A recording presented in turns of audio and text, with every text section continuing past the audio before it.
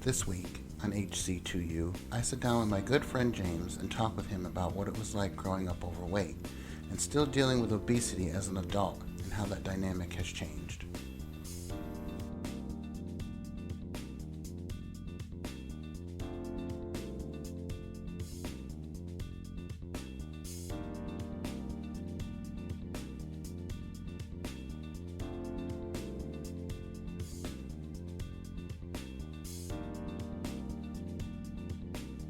Welcome, James. Hi, Terry. Thank you for having me. James, I wanted you on the podcast today to talk to you about your weight. In America and society itself, it's overlooked. They're like, oh, it's just people are fat and they can do things about it. They can exercise. They can do things to get rid of it. And sometimes they don't talk about some of the real root of it. Mental health is part of it. Genetics is part of it. The society at large with how much sugars in food and stuff like that is part of it. It's making a general stereotype, but all Americans are just heavy. We're just bigger, and that's just who we are. And I feel like that is a lie. There's more to it than that. I've known you for a long time. As far as I've known you, you've been heavy, and I always wanted to say something to you about it, but I was like, I don't know if I should ever talk to him about that or not, or if you have ever done anything to help lose the weight. Or what it was like for you in school being heavy. Because kids are mean in school. I wanted to bring you on here and talk to you about that. And I think we will start from the beginning.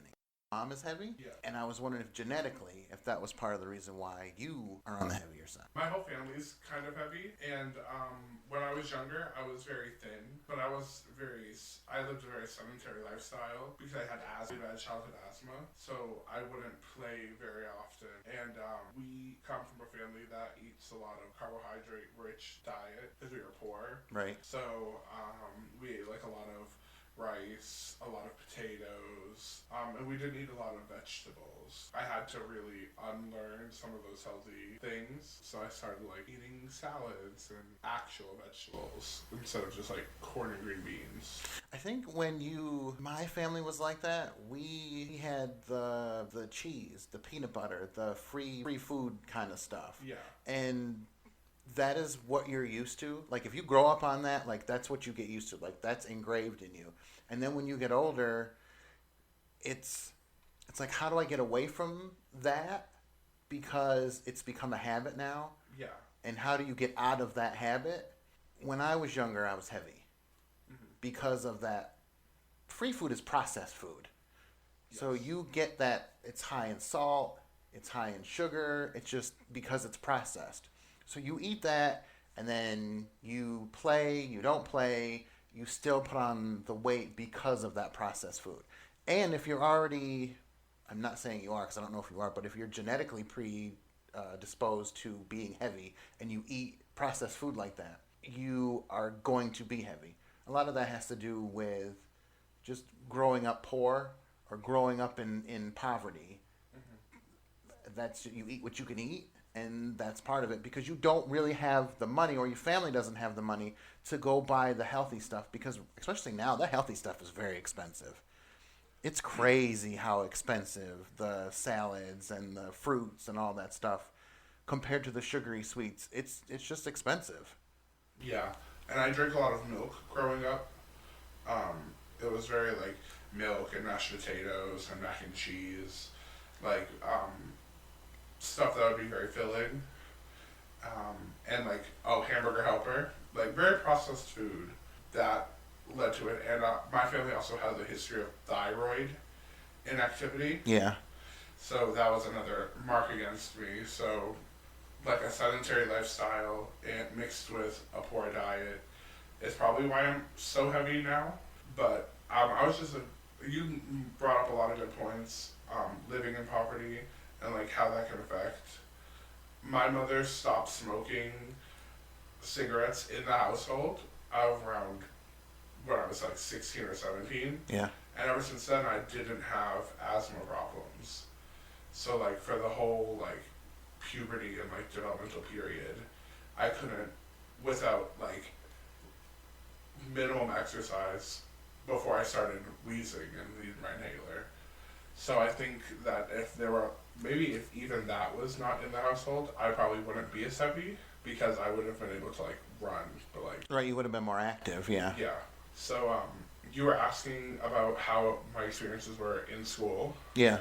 I would definitely say that I'm an exception to the rule because like you see things in the media about people getting bullied for their weight and things like that, and I was bullied for my weight, but not for long. I had a smart mouth. Some other overweight people, like I was very like typical gentle giant until late elementary school, early middle school, where you had to be tough or people were gonna ridicule you.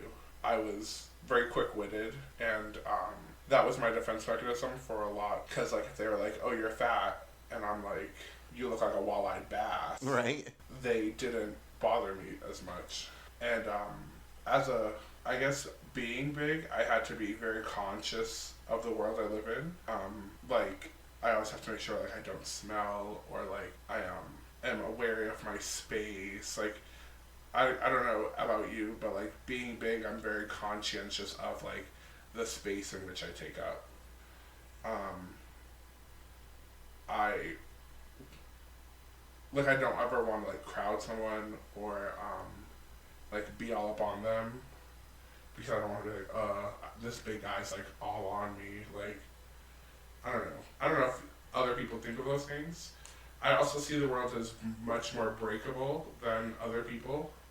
Like I'll look at that and be like, I'm not gonna sit in that, I might break it. Like it's like when I go to parties with people and they have those foldable lawn chairs. Right.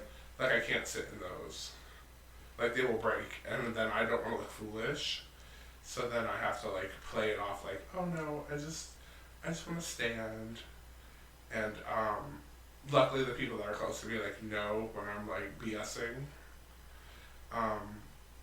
But like there's just things that I like don't do because I'm like afraid I'm gonna break something. I know it's weird. Height gets me, and then like I hit my head on stuff, and I'm always constantly looking like, am I gonna hit something? There's been a lot of times where I've hit my head like really hard and made it bleed, and I'm like, this is nonsense. Like it's not set up for. This is what I've noticed about stores and stuff. They're not set up for tall people. They're not set up for elderly, and they're not set up for people who are of a certain size. The world is not really accustomed to people for a certain size. Like all it seems like it's just like all worried about is skinny people. Like we are accommodating to this section of mold, and if you don't fit into that, well then that's too bad. And that's to me that's wrong. Like it takes all kinds to make this world, and you need to adjust to all kinds. The only way that's going to change is if we all start changing it. Like we all have to decide we're not going to take this crap anymore, and we're going to change it. Yeah. When I was trying to find a new car, it was so awful. Like, because I'm like 6'3", 6'4", and big. Finding a car was just, I don't know, kind of embarrassing. When I was walking around looking, the car dealer guy was like, "Oh, try this car. Like, a guy 6'7" fit in this car." And I'm like, "Okay, he must have been a skinny 6'7" because he was like, "Oh, I can't believe you don't fit." And like, I don't know. I felt like I was trying on clown What clothes. kind of crap is that? Like I don't believe it. I can't believe you don't fit. Like what are you doing to me here? Like what are you showing me? Are you showing me like little like you said like little clown cars? Like is that what you're showing me? Yeah, like, it was. Tired. Like that's why I picked my car pretty quickly because I didn't want to be humiliated by trying 50 different cars and be like, "Oh, he doesn't fit." Like, yeah, but then that doesn't leave you to make like a wise choice on what you need. You've made a rush choice for a car because somebody else has made you feel some way that they shouldn't have made you feel, and he actually should have been going like, okay, let's look at this car and see how it goes. Let's look at this car, and not just automatically looked at you and assume like, oh well, he's big, he's not going to be able to fit in any of this stuff. Like that shouldn't have happened. But like I like my car now and I fit in it. That's why I chose it. It just felt like I didn't have much of a choice as compared to somebody else. And I mean, I guess being big is like something that I need to take into my own two hands and do something about. It was just very discouraging. And I have been to gyms before and I have dieted before. It's just easily discouraging when you are so big, um, like getting looks in the gym and like things like that. And I'm not a very like meek and like easily intimidated person. Right. But like if somebody was, I could imagine like it's even harder for them to do things like that. The one local gym here, their policy is not to, like, you can't harass people, you can't do any of that stuff, and Yeah. and for the most part, I think they're pretty good about it. But I think that there's always that when you're on the treadmill or something like that, and you see other people, or they look over at you, you always have that thing in the back of your mind, like, are they silently judging me? Yeah. Or even probably when you go to the grocery store and stuff like that, you're like, are you silently judging me? And that's just something that we all do it for one reason or another. But I think with people with disabilities and people who are heavier or overweight, I think that it's more on them. Like they're more to have that conscious feeling in the inside, like everybody's judging me, that kind of like anxiety kind of thing. Like when you go out to the store, like do I really want to do this? Like, I know I need stuff. Like, I know I need to go get groceries. I know I need to go get clothes. But then it's like, this is a chore to do this. And then I have this huge anxiety feeling going to the store of, like, everybody is judging me. Everybody is looking at me in a certain way. And that's crap. Nobody should feel that way. And then once you get to the store, it's like, am I going to be able to get things? Am I going to be able to get down to the aisle? Are they going to have the right size clothes that fit me? Do they have any of this stuff that I need? Which I'm sure that's probably a big thing for you, is like, okay, how do I get the clothes that I need? I'm not trying to put you on blast with your size, but like I need this like 2X or 3X or whatever. I know I'm not trying to put you on blast with your size, but I'm just saying, like, is the store gonna have it, or do I have to go? So I went to. In New York, there was a Big and Tall store that my mom took me to when I was in high school to get clothes. And she's like, well, let's go here. Because the jeans didn't fit me right. Because I had grown out of the heavy and I had gotten tall and really skinny. And where the seam is for the crotch, when she would take me to the store, that was, I guess it was because how I was designed, that would hang down. Yeah. And then she's like, well, we'll try to go to the Big and Tall store and see if that inseam is designed different to fit you right. And we went in there and that was, I mean, first of all, that's for like people who are like 6'10" or something like that. And their body is shaped for that. Like their crotch area is proportioned right to their height like that. So when we went in there, it was nothing. It wasn't there. It wasn't, like I try them on and I'm like, Mom, either it was like up too high or it was still down too low. And I'm like, this doesn't work either. I don't know what I'm going to do. I guess I'll just wear whatever you buy me for school, because I cannot find things that for whatever reason don't fit to how my body is. To me, it feels like you just leave like a whole demographic of people out when you're not. To that, when I got older and was able to go to the mall on my own, it was like a Lane Bryant or something like that, where it was specifically for heavier people, like for heavier females, for like the bras and things like that. And it was like right near the, what's that, the skinny lady. Victoria's Secret? Yeah. It was near the Victoria's Secret. I'm like, how do you not put like a store or something in between? That you just put those two, like, to me it felt like that was like fat shaming, to just stick them in the mall like that next to each other. I'm like, that's pretty damn rude to do that, to have them walk down, be heavier, to have them walk down and see that, and then see like Victoria's Secret right next to it. I'm like, you just made whoever feel like crap by doing that. Sorry, Lane Bryant, I'm not trying to call you out on it like that. It's just that's how it was in that mall. Like that's how they had to set up, and I was like, that's just. If I was somebody heavy going, I don't think that I would go. I think that that would bother me. I would just stop shopping there because I would feel like you guys are calling me out on this, or you were trying to make me feel ashamed because of how my body is shaped. And in magazines and things like that, when you see women in magazines and stuff and guys in magazines, like that's not how America is. America is not built like that. America is built heavier. And just to see that stuff, just to see, even me now, I'm 36 now, I put on, when you hit your 30s, you put on some weight. It's just, it's part of it. And to see them like the magazines and stuff like that, it bothers me now. I'm like, that's shenanigans. So for you, it has to be, I'm calling you out again. For you, it has to be that much worse to see that and be like, wow. Like, what goes through your mind? Like, if you sit down and look at a magazine and you flip through, like, Men's Health or something like that, and you see, like, the fit guys, what goes through your mind when you see that? Do you automatically think, like, that's bullcrap? I'm never going to be at that weight? Or is it something you, like, eventually, someday I want to get to that weight? I don't really pay attention to those types of things because instead of having extrinsic self-value, I have intrinsic self-value. So I don't value myself based on the perceptions of our society. And I have a lot of confidence. And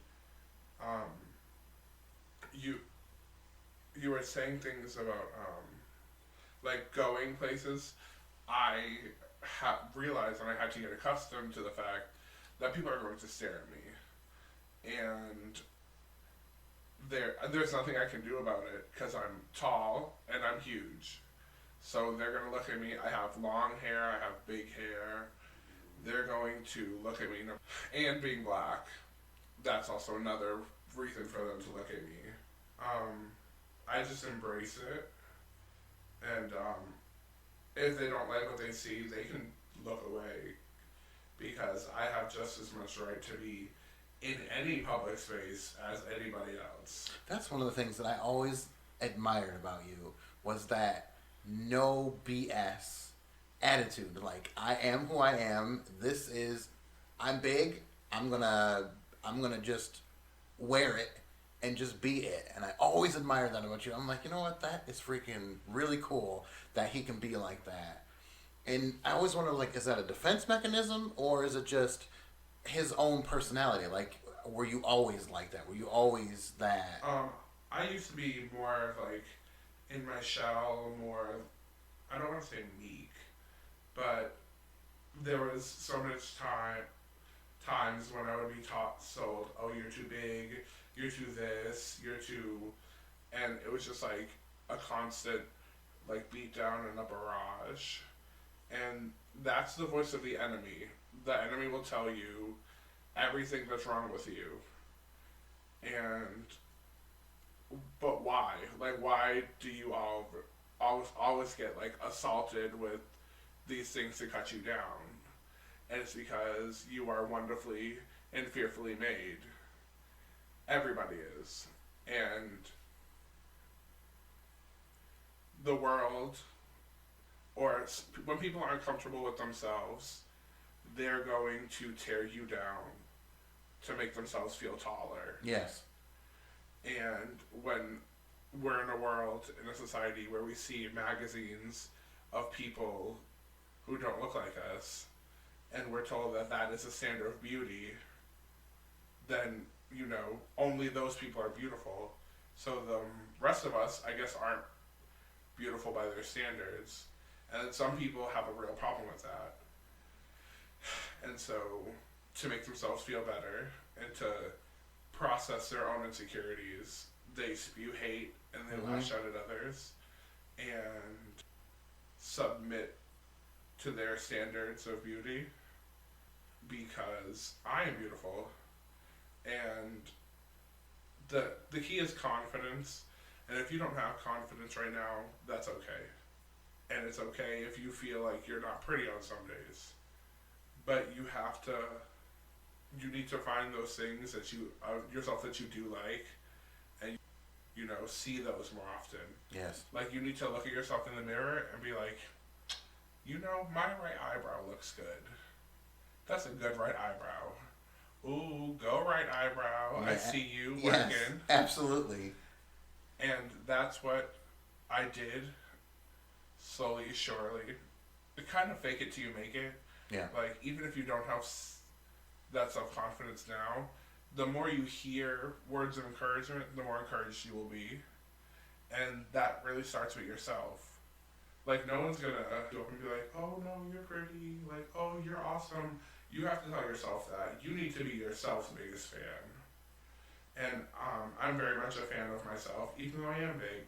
And, of course, there are things I have to work on, but that doesn't mean that you're going to talk junk to me or you're going to be rude to me and be like, well, you're just fat and that's gross. Okay, and I'm pretty sure if I spent 15 seconds looking at you, I could find something that's gross about you. Oh, all of us. I mean, yeah. we're all flawed. And that's okay. And it's beautiful that you're flawed, because your flaws are different than someone else's flaws. I really like the inconsistencies of the world. Yeah. What makes somebody attractive is symmetrical. Yeah. Eyes are symmetrical. Arms are the same length. Like, symmetry is what makes us physically attractive. Yes. I actually like the oddity of things. I don't think, if I looked outside and all of the trees were shaped the same, I think I'd get bored. Like, to me, that would be very boring. To look outside and see all of the trees different shape, different leaves, different everything, that's what's beautiful to me. I'm like, that's beautiful right there. Yeah. Like, that's just cool. That's how it needs to be. Not everything needs to be the same. I don't think all people need to be the same. I'm going to go in a different direction with that. As far as being heavy, me being in the health field, there's things that your body can and can't handle. And being heavy, it takes a toll on your heart. Yes. It takes a toll on your back. Yes. It takes a toll on your legs. Yes. It just basically gravity's already pushing us down. When you add the weight like that, it's pushing you down more. So sometimes when I see people that are heavy, I'm like, are you okay? I want to say, like, are you okay? Like, are you eating right? Are you all of these things because of the weight? I don't ever want to say to somebody, because it sounds like you're being a real jerk. Yeah. When you come to somebody and say that. But for me, it comes from like a genuine, it's like a place of healthcare, because I work in the health field. And another thing is just from like a place of love. I'm never going to do that to I might do it to you.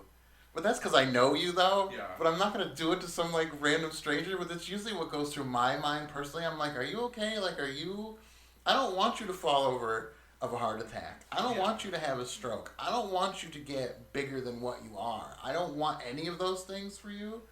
So I guess that leads me to, I'm going to ask you, because I don't think I've ever asked you this. This is personal. Did you go, like, have you gotten checked out for, like, your heart and all of your vascular system and all that stuff to make sure that things are working the way that they're supposed to be working? Yeah. I'm very fortunate, even though I'm as large as I am. I have really good cholesterol. I have really good heart health. I have really good blood sugar, which is good. Because I am so big and I run a risk for diabetes, that my blood sugar is really good. And my heart rate is good too. So, like, all those things. Yeah. Which, like, if you saw me out, you'd be like, oh, that person is big, they probably have diabetes. Like, that's just a assumption. So I'm fortunate that at my age, I am in good health, even though I'm large, and I probably am, like, I get tired easily, and, like, those things that come with being big, but, like, internally, I'm all good.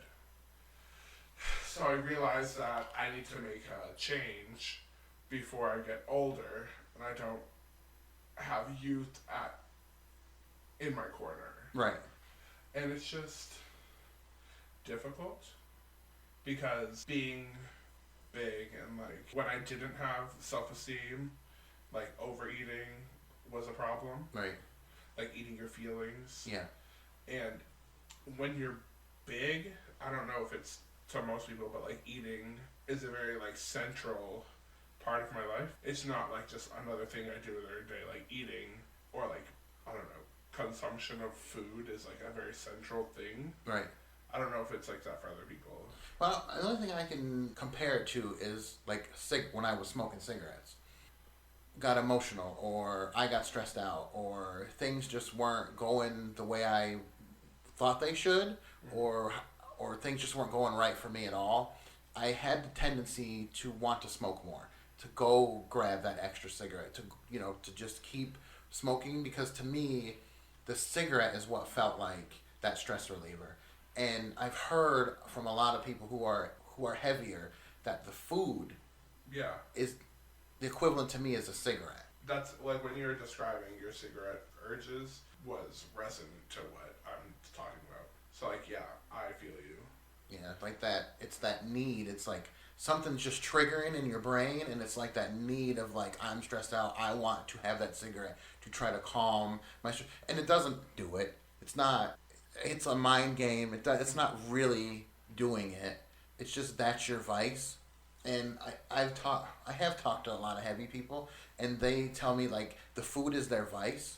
Mm-hmm. That if they get upset, they get sad, they hear some like crazy shocking news or something like that, that they turn to that they grab that ice cream, they eat like them 3 bags of chips, they go after that stuff to try to just swallow their feelings or just try to deal with it in that way.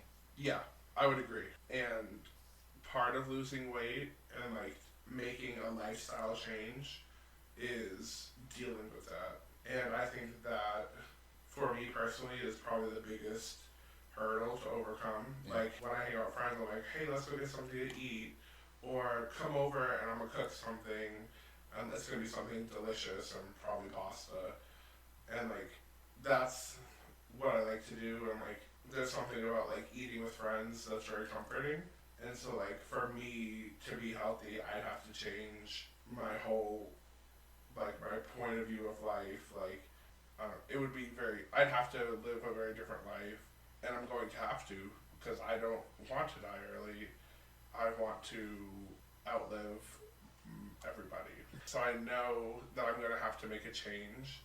It just scares me that like, I don't know, like What scares you? the fact that I'd have to change, like I wouldn't be able to, I don't know. I eat a lot, so like not eating a lot seems weird to me. Or like, I don't know.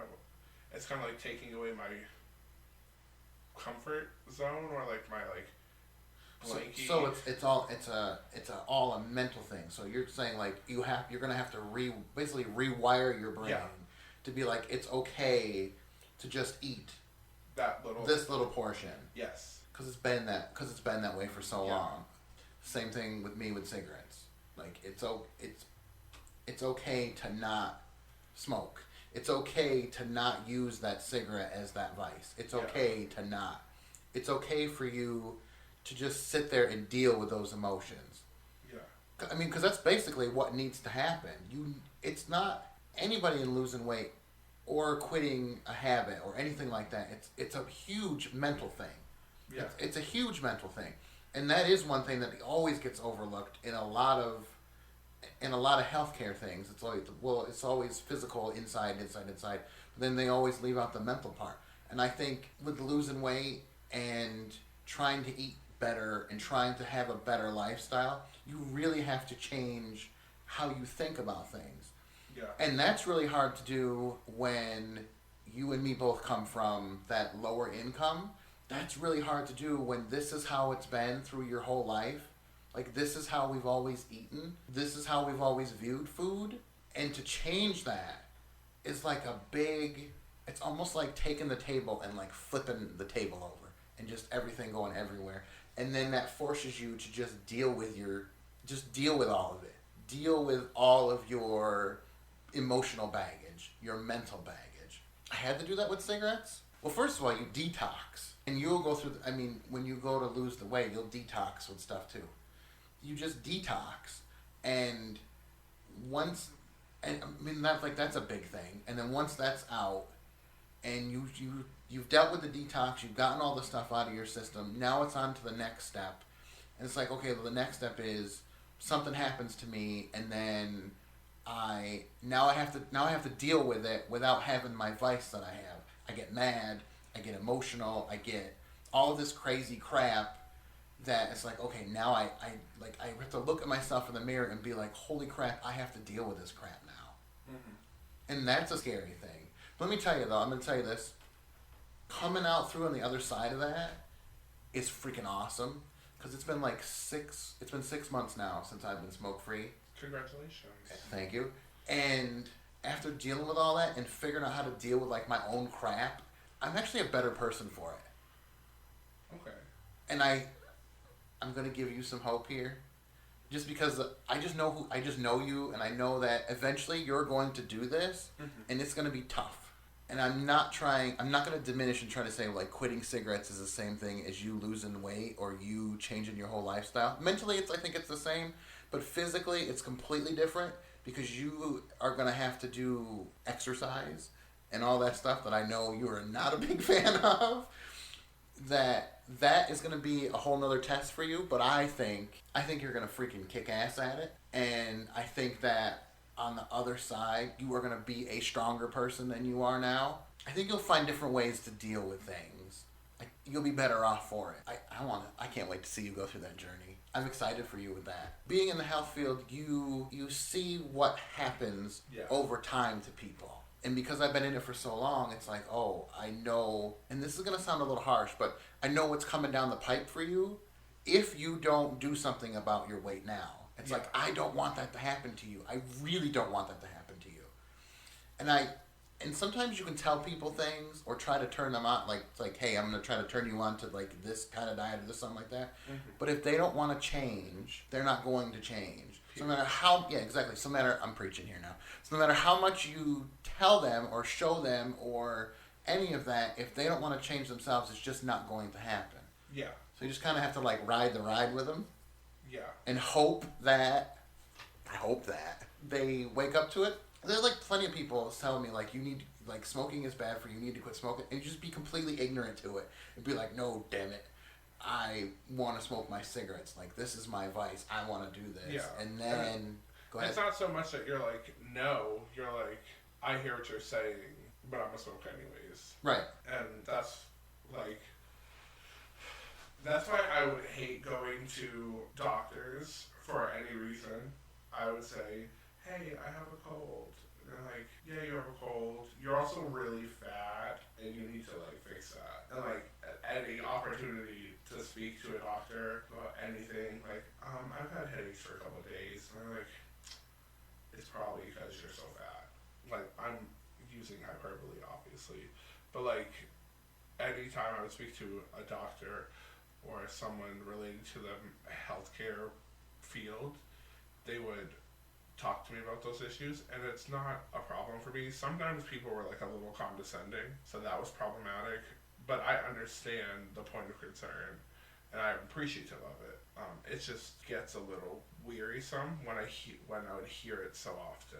Yeah, I think there's a right way to say things, and there's a wrong way to say things, and I think when I get that a lot when I go to the doctor and they're oh, this or that's going on, and they're like, well, do you smoke? And I'm like, yeah, I smoked. I've been smoking for forever and a day.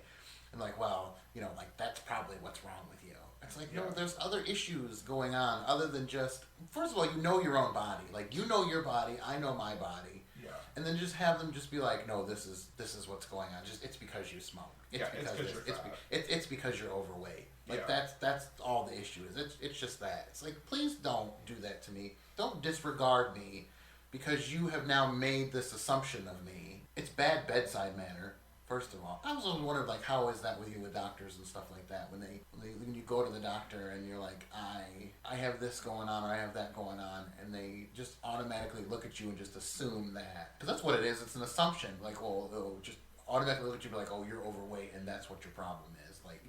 automatically your heart hurts. Well, it's because you're overweight. It's like, no, there's other reasons why my heart hurts. Yeah. Just using that as, that's saying that, like, that's Yeah. the case, but I'm just saying, like, that's an example of that. They just automatically assume that. They shouldn't. And I don't think they're trying to be malicious. I feel like they have my best interests at heart, and that's really what's coming through when they could be more tactful, I guess. Yes.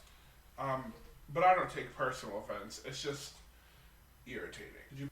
In the mid, I want to know, how is it? Like, how is it? What a question. How is it?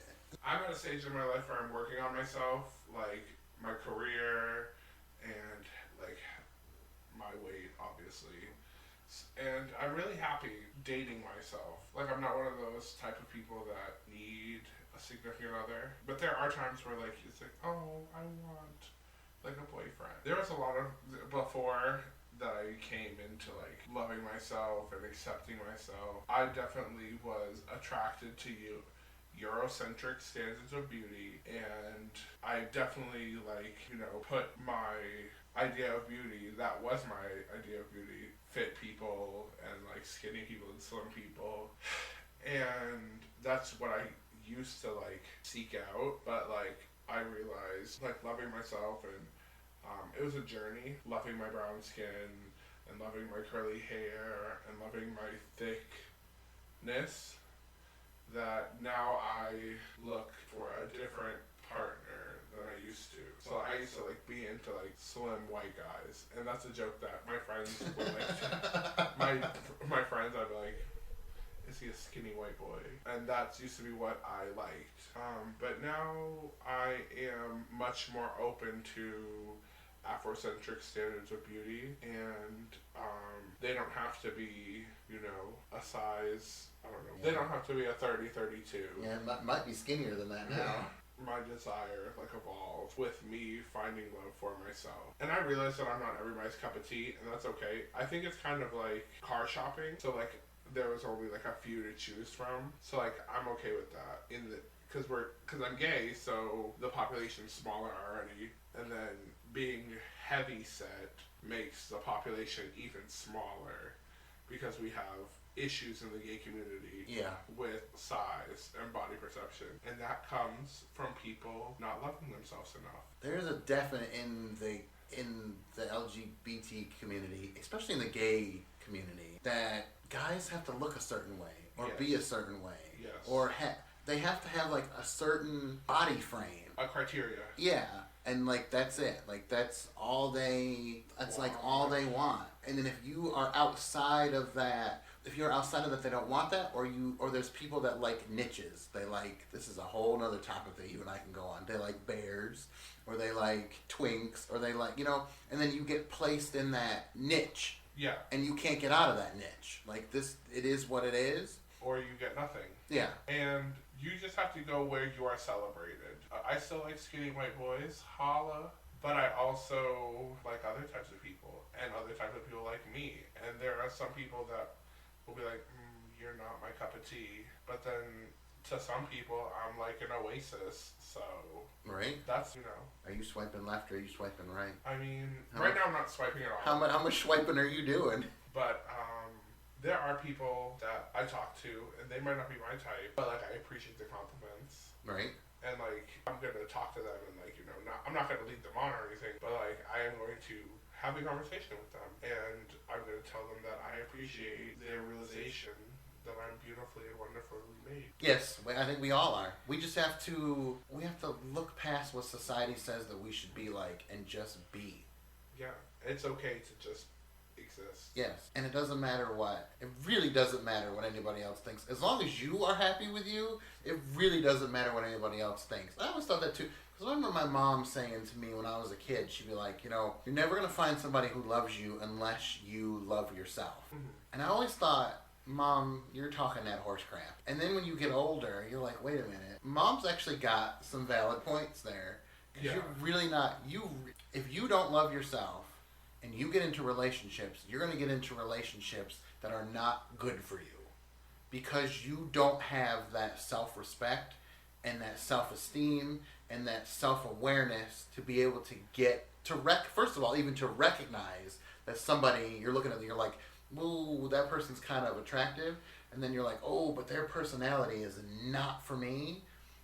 To recognize that kind of shadiness and to step away from that. Because if you're down on yourself or you have low self-esteem on yourself, anybody who comes to you that gives you any kind of attention, good or bad, you're going to take it. Have low standards for yourself, and the criteria for your love is low because you don't have self-worth, then you're going to run into a problem where someone's mistreating you or abusing you, and you just need to find your self-worth. And that sounds easy, like, find your self-worth.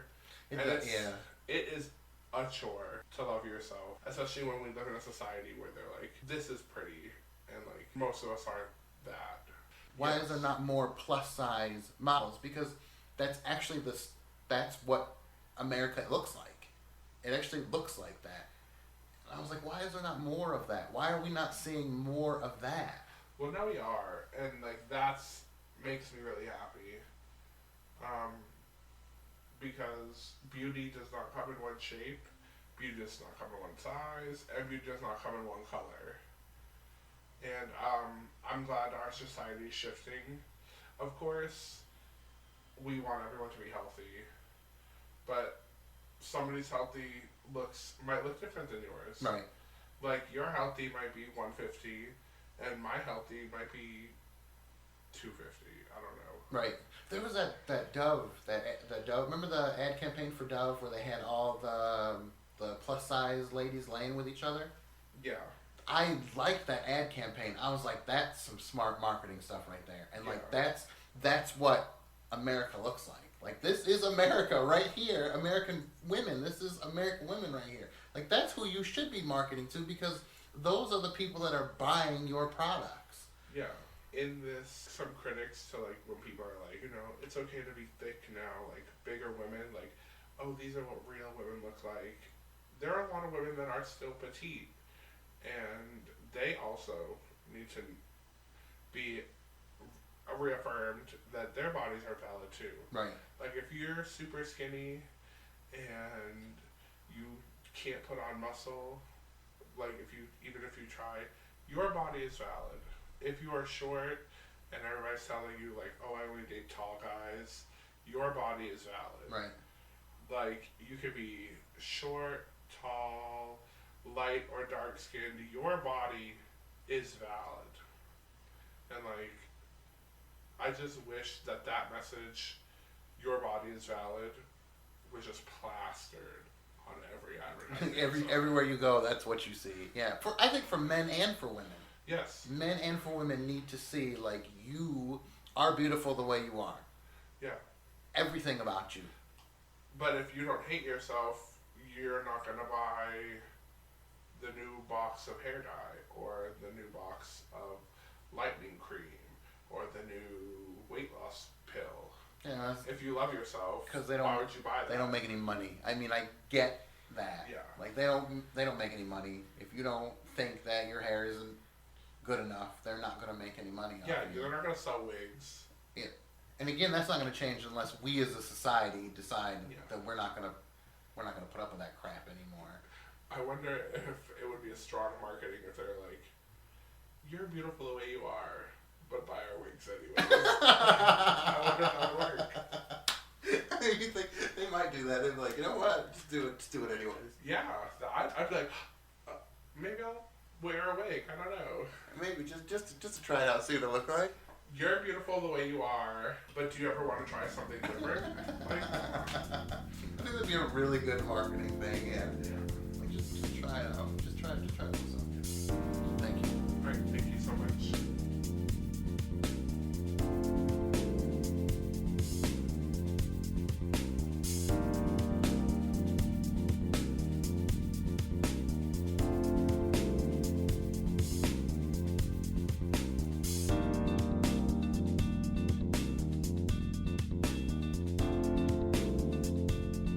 For listening to HC2U. I want to thank my guest. For free resources and materials about any of the topics you hear on the podcast, head on over to our Facebook page. Just search HC2U Podcast, all one word. You can find us on social media. Our Instagram is HC2U Podcast, and our Twitter is @care2_u. Please join us next time. Thank you for listening.